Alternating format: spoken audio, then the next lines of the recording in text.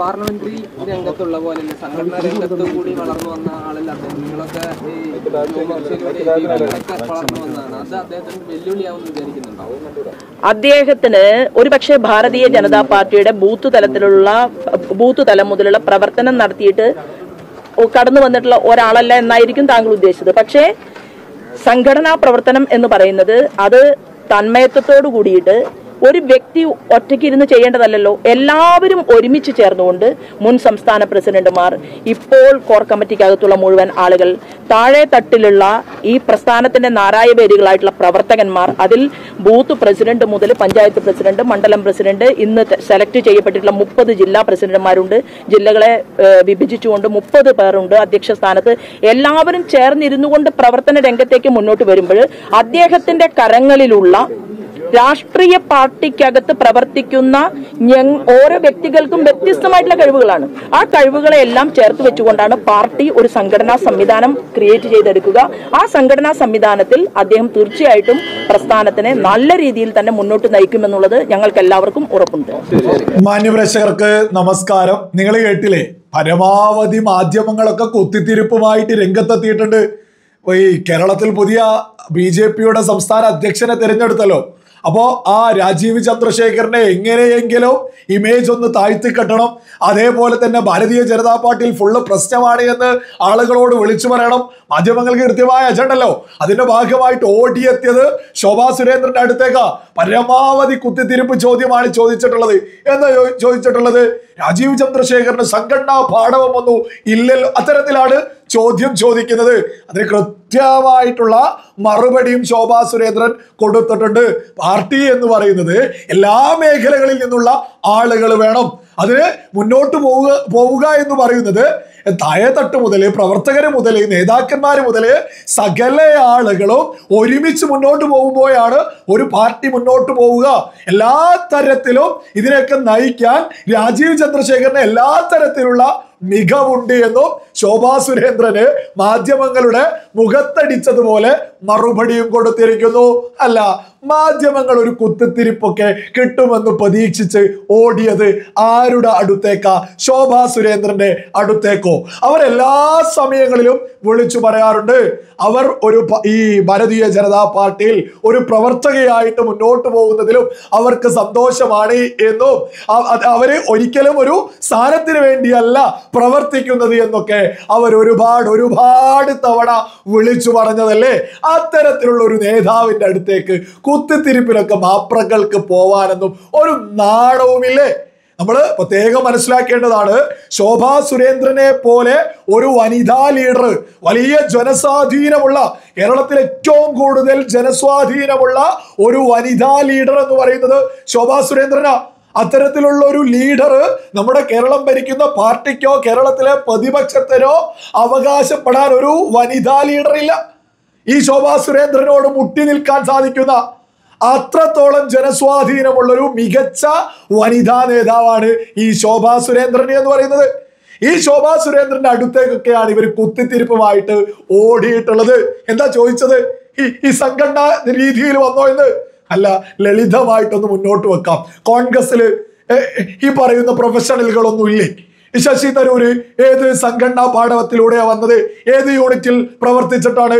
ഇനി ഇടതുപക്ഷത്തിന്റെ പേരൊക്കെ പറയണം. 1-2 MP രാജ്യത്ത് ആ ഒരു പാർട്ടി ഒരു പ്രസക്തി പോലും ഇല്ല, എന്നാലും പറയാം.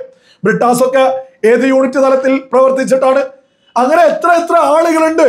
ഇവര് അതൊന്നും ഒരു പാർട്ടിയിൽ ഇല്ലെങ്കിൽ പോലും മികവുള്ള ആളുകൾ ഏത് മേഖലയിൽ നിന്ന് വന്നതാണെങ്കിലും ആ പാർട്ടി തീരുമാനിച്ചത് അതിന്റെ ഗുണമാണെങ്കിലും ദോഷമാണെങ്കിലും ആ പാർട്ടിക്ക് തന്നെയല്ലേ കിട്ടുക.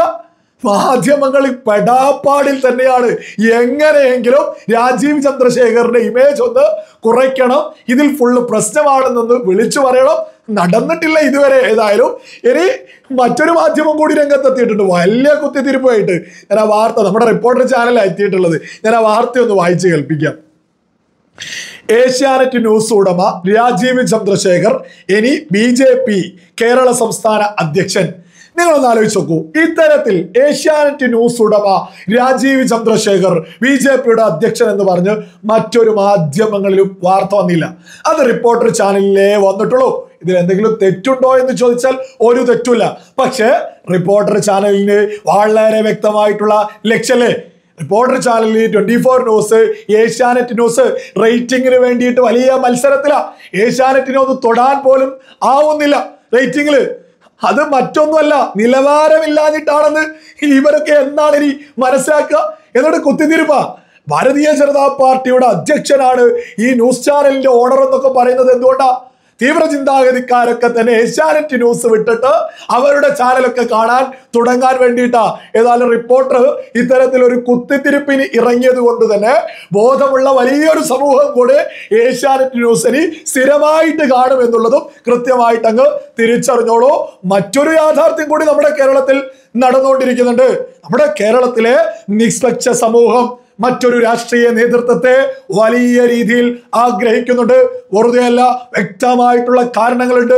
നമ്മുടെ മാധ്യമങ്ങൾ ഏതു തുറന്നു നോക്കിയാലും കൊലയും കൊലപാതകവും, സ്വന്തം മാതാവിനെ, പിതാവിനെ, സഹോദരനെ വെട്ടിക്കൊലപ്പെടുത്തുന്ന വാർത്തകൾ തന്നെയല്ലേ നമ്മുടെ മാധ്യമങ്ങളിലൂടെ നമ്മൾ കണ്ടുകൊണ്ടിരിക്കുന്നത്.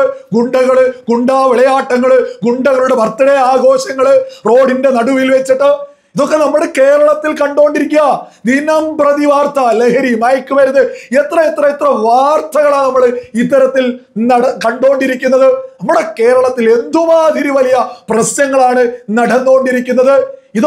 ഇതിന്റെയൊക്കെ ഉത്തരവാദിത്തമാർക്കാ? ബോധമുള്ള മലയാളികൾക്കും അറിയാം. നമ്മുടെ കേരളം മാറി മാറി ഭരിച്ചിരുന്ന ഭരണപക്ഷത്തിനും പ്രതിപക്ഷത്തിനും ഇതിൽ പൂർണ്ണ ഉത്തരവാദിത്തമുണ്ട് എന്നുള്ളത്. നമ്മുടെ പോലീസ് സംവിധാനം എന്ന് പറയുന്നത് വളരെ മികച്ചൊരു പോലീസ് സംവിധാനമാണ്. പക്ഷെ അത് രാഷ്ട്രീയ നേതൃത്വമാണ് അതിനെ ഒരു ജനങ്ങൾക്ക് ഉപകാരമുള്ള രീതിയിൽ മുന്നോട്ട് കൊണ്ടുപോകേണ്ടത്. ഈ ഒരു സമയത്ത് ജനരോക്ഷം വലിയ രീതിയിൽ ഉയർന്ന സമയത്ത് പോലീസ് പണിയെടുക്കൽ തുടങ്ങി. അതിന് റിസൾട്ടും നമ്മൾ കാണുന്നത്.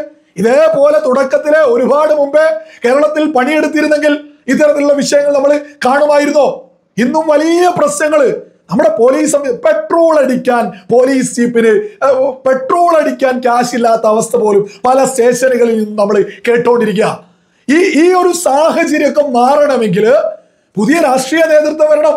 ഇവിടുത്തെ ആഭ്യന്തര വകുപ്പൊക്കെ ഒന്നിനും കൊള്ളാഞ്ഞിട്ടല്ലേ നമ്മുടെ പോലീസ് സംവിധാനത്തെയൊക്കെ ജനങ്ങൾക്ക് ഉപകാരമുള്ള രീതിയിൽ വലിയ രീതിയിൽ പ്രയോഗിക്കാൻ സാധിക്കാത്തത്. നമ്മുടെ ശക്തമായിട്ടുള്ളൊരു നേതൃത്വം നമ്മുടെ കേരളത്തിൽ വന്നാൽ മികച്ച പോലീസ് ഉദ്യോഗസ്ഥന്മാരുണ്ട്, മികച്ച സംവിധാനങ്ങളുണ്ട്. നമ്മുടെ കേരളത്തിൽ ഇന്നില്ലാത്തത് മികച്ച രാഷ്ട്രീയ നേതൃത്വം തന്നെയാണ്. അത് കേരളത്തിലെ ബോധമുള്ള മലയാളികൾ തിരിച്ചറിഞ്ഞുകൊണ്ടിരിക്കുക. മലയാളികൾ ആഗ്രഹിക്കുന്നു ഇടതും വലതുമല്ലാത്ത മറ്റൊരു രാഷ്ട്രീയ പാർട്ടിയെ. അത് നിലവിൽ കേരളത്തിലെ നിഷ്പക്ഷ ജനത ഭാരതീയ ജനതാ പാർട്ടിയിൽ തന്നെയാണ് വിശ്വാസം അർപ്പിച്ചുകൊണ്ടിരിക്കുന്നത്. അത് കേന്ദ്ര നേതൃത്വം, BJPയുടെ കേന്ദ്ര നേതൃത്വം കൃത്യമായിട്ട് തിരിച്ചറിഞ്ഞു. ആ തിരിച്ചറിവിന്റെ ഭാഗമായിട്ടാണ് ടെക്നോക്രാറ്റ് ആയിട്ടുള്ള രാജീവ് ചന്ദ്രശേഖരനെ തന്നെ അധ്യക്ഷനാക്കുന്നത്. പരമ്പരാഗത BJP വോട്ട് മാത്രം പോരാ, നിഷ്പക്ഷ വോട്ട്, യുവാക്കളുടെ വോട്ട്, IT വിദഗ്ധന്മാരുടെ വോട്ട്, പ്രൊഫഷണലുകളുടെ വോട്ട്, കൃത്യമായിട്ട് എല്ലാ മേഖലകളിൽ നിന്നും വോട്ട് വാങ്ങാൻ വേണ്ടി തന്നെയാണ് ഈ രാജീവ് ചന്ദ്രശേഖരനെ അധ്യക്ഷനാക്കുന്നത്. അതിന് തോളോട് തോള് ചേർന്ന് നിന്ന് പ്രവർത്തിക്കാൻ ശോഭാ സുരേന്ദ്രന്, V മുരളീധരന്, K സുരേന്ദ്രന് ഇവരൊക്കെ തന്നെ പരസ്യമായ പ്രഖ്യാപനങ്ങൾ നടത്തി ഒരുമിച്ച് മുന്നോട്ട് പോകുമെന്നുള്ളത്. അപ്പോൾ ഇതൊക്കെ നിഷ്പക്ഷ സമൂഹം വലിയ രീതിയിൽ തന്നെ വലിയ സന്തോഷത്തോടു കൂടി തന്നെയാണ് സ്വീകരിച്ചത്. ഈ യാഥാർത്ഥ്യം മാധ്യമങ്ങൾ പറഞ്ഞു. എങ്ങനെയെങ്കിലും കുത്തിത്തിരിപ്പുണ്ടാക്കാനാ നമ്മുടെ മാധ്യമങ്ങൾ തുനിഞ്ഞ് ഇറങ്ങിയിട്ടുള്ളത്. അത് സകല ആളുകളും കൃത്യമായിട്ട് തന്നെ തിരിച്ചറിയുക.